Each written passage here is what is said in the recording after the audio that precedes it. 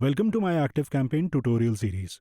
I'm Pulkit Gera from Funnel Gems, and in this series, I'm going to teach you everything you need to know about ActiveCampaign.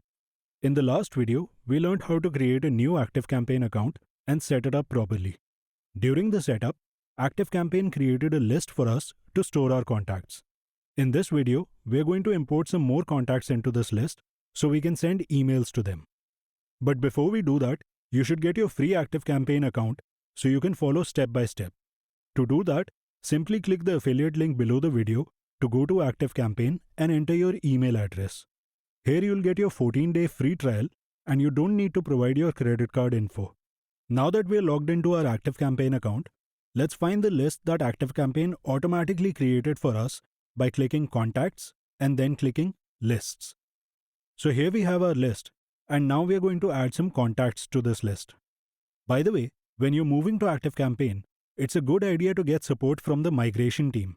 They'll help you move your contacts, fields, tags, and even automations, all for free. But let's suppose you've already exported your contact list from your old email marketing platform.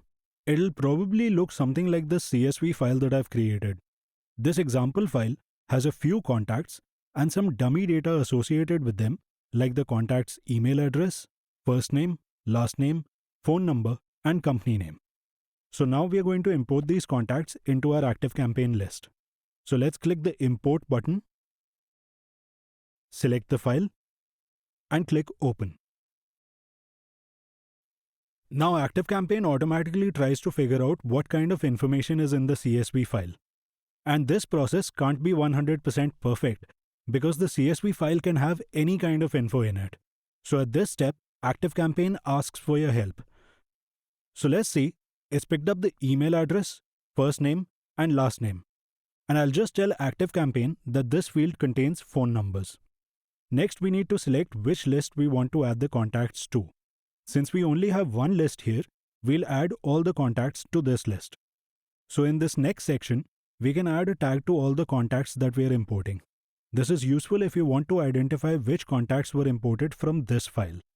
So let's say you're importing some contacts from MailChimp and some from GetResponse, and you want to tag them so you know where they were imported from.